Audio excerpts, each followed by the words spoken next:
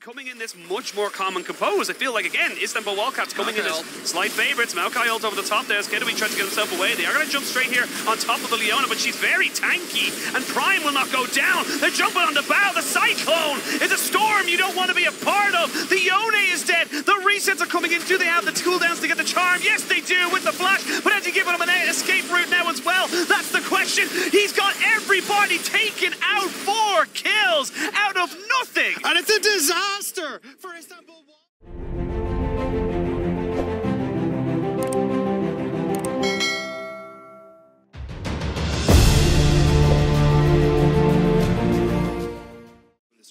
And typically because Destroy hasn't had resources put towards him. Everything's gone bot. It's been left to him in a 1v1. Huge moment now. Game 1 for GenX.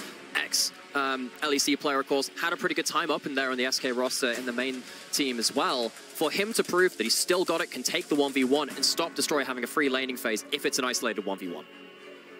The compositions are locked and loaded. It was pretty much kind of what we expected to see in terms of how they wanted to distribute all the different power picks, but we'll have to wait and see how it all ends up filing out on the Rift. No more hypothesizing as we are jumping into game number 1. SK Prime versus the Istanbul Wildcats. First of 3 gets themselves into that final for the EMEA. Rift will be the next big one.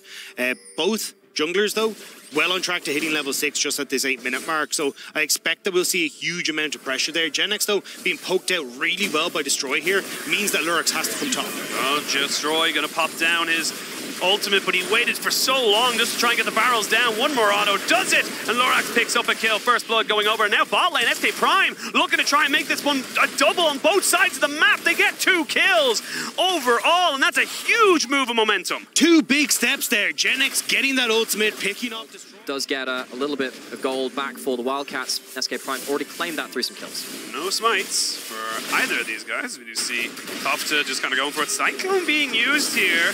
And we're going to see the solo flare as well. They're going to go fully commit onto him, and there's nothing the tree can do. Ooh. But immediately the Jinx gets a trade back.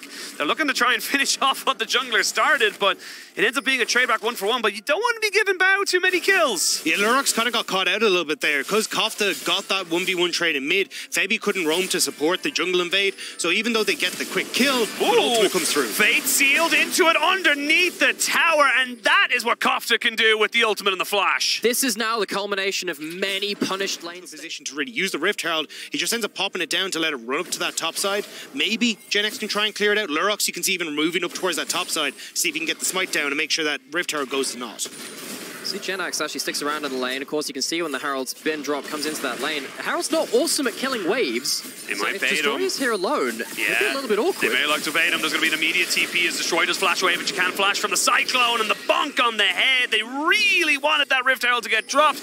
And yes, they'll get the gold, but it's going over to the Maokai. Exactly. So you're probably going to give up this dragon as well. So you're getting, you're getting a bit, you're losing a bit. It's all kind of a push and pull right now. Looks like Destroy at the moment want to make sure that he's able to stop GenX, because GenX would like to push in this wave and move to Dragon, but can't right now. Oh, they're looking for this one here. You don't quite have your 4 members outside of the top laners. Smite comes in, secured here by the Istanbul Wildcats as we do get a new whiff. It's Destroy. Might be getting destroyed. He's going to go in for it. Oh, the stun is beautiful. Flashes away from the barrel in the 1v1. GenX picks up a solo kill. And the LEC veterans starting to take some names, take some solo kills in one of these matchups, which we were a little bit worried for all of the teams that have been Masters. Destroy has, in a lot of ways, defined what it means to be the most individually dominant top player at the tournament. GenX standing up strong. I think it's just a little bit unfortunate for Destroy. The idea was, hey, look, we want to make sure we can contest wave states so GenX doesn't move down, but River's still angry. Yeah, they're still looking for more. There's going to be the Cyclone coming in, and they're going to immediately get the Fate Seal straight down onto Lurox, but can he kill off his opponent? No, he cannot. Now the reset's coming in for Febi. Gets Bramble Smash back and a flash over the wall. I think Elramir should be fine. Oh, no, Nymera! How tilted are you? So, funnily enough, there is one small mechanic you could do with Ahri. If you click halfway over a wall, it makes you go over the wall faster.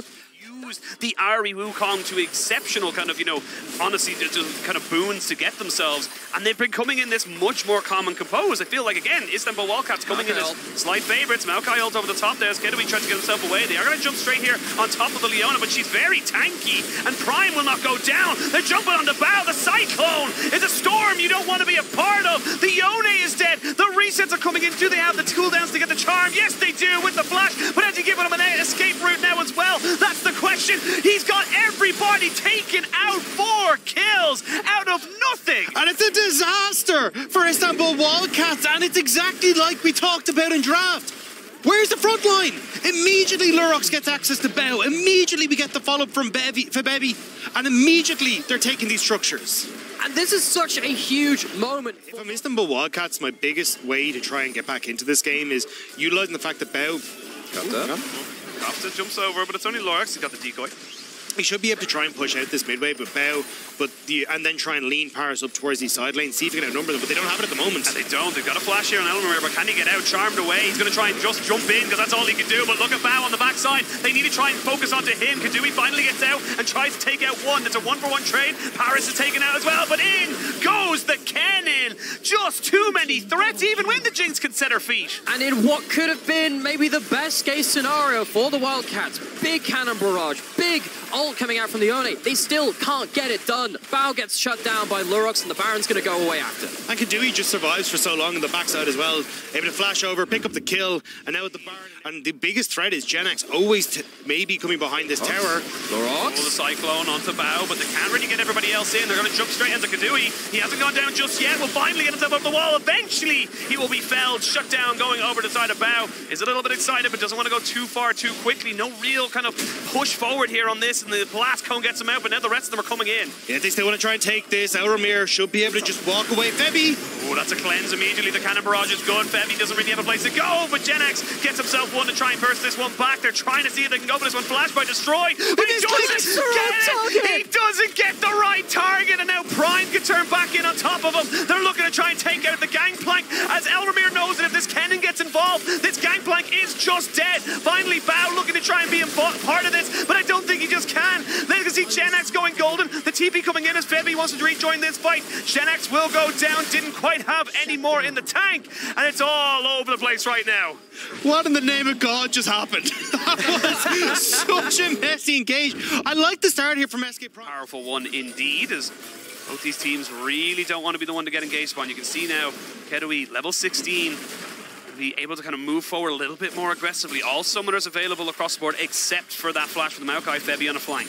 Yeah, this is where Febi wants to see if he can try and get on. No ults, misses on Bao. Oh, they don't need to get Bao though. If they take away your pseudo front line, yes they will. Kofte goes in, but Kofte needs to get the hell out. It ends up being 3 kills. Bao flashes, but where are you gonna go? And now Destroy, you gotta go down as the captain of the ship and know that you're the pirate they can always catch. That's gonna be Prime taking the first game in this best of 5. Bao has left the building, exit stage right. SK Prime and the Prime League take their first victory in the semi-finals. They haven't been here for so many years. And it's just such a fantastic one to get as well. Cool, calm, collected. They had a way to execute, and they did exactly what they needed to do.